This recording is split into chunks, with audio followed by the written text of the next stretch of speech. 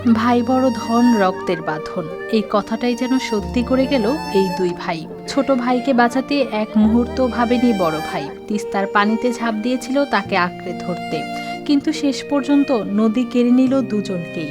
একসাথে নিভে গেল একটি পরিবারের দুইটি স্বপ্ন।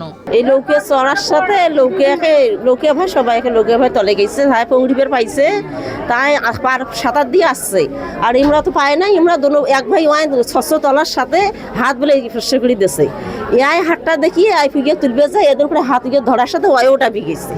ওই ডাবি যাওয়াতে সিগনেসিগলি সবাই তো বলে একটা সিগনেসিগলি ওই অবস্থায় তো আর পারি না। লালমনিরহাটের রাজপুর বাজার এলাকার শিক্ষক রেজাউল করিম মাস্টারের দুই ছেলে সিফাত ও স্বচ্ছ।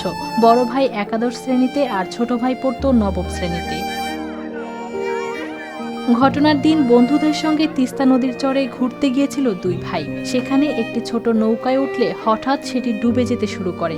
ছোট ভাই স্বচ্ছ সাঁতার জানত না। ভাইকে পানিতে তলিয়ে যেতে দেখে সঙ্গে সঙ্গেই ঝাঁপ দেয় বড় ভাই সিফাত। ছোট ভাইকে বাঁচানোর চেষ্টা করেছিল সে, কিন্তু তিস্তার তীব্র স্রোত শেষ পর্যন্ত কেড়ে নেয় দুজনকেই। ছোট ভাইকে বাঁচাতে গিয়ে প্রাণ হারায় বড় ভাইও।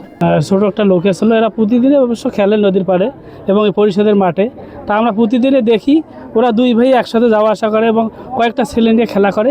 কিন্তু হঠাৎ করে আজকে দুপুর দিকে মনে হয় চরে গেছিলো এবং আসার পথে হয়তো নৌকাটা ডুবছে। ডুবের কারণে এক ছোট ভাই যখন হয়তো পানিতে ডুবে ভাসা করছিল, বড় ভাই স্থির না পায় উনিও ধরছিল। দুই ভাই ধস্যাধস্যির কারণে দুই ভাই চলে গেছে। যে বাবা দুই ছেলেকে নিয়ে স্বপ্ন দেখতেন, সেই বাবাকেই এখন দাঁড়াতে হয়েছে দুই সন্তানের লাশের পাশে। যে ঘরে প্রতিদিন হাসির শব্দ ছিল, সেই ঘর এখন শুধু কান্নায় ভারী। আমি প্রাইভেট টিচার, ওরা দুই ভাই একদম এলাকার নম্র ভদ্র ছেলে ছিল। ওরা প্রতিনিয়ত 5 ওয়াক্ত নামাজ পড়তো। এখানে তারা মানে এই ইউনিয়নে পর্যাপ্ত খেলার মাঠ না থাকায় তারা তিস্তার চরে এরম খেলতে যায়।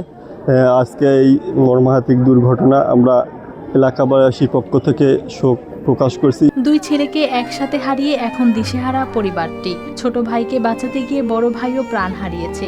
এই ঘটনা মেনে নিতে পারছেন না স্বজনরা। News desk, RTV।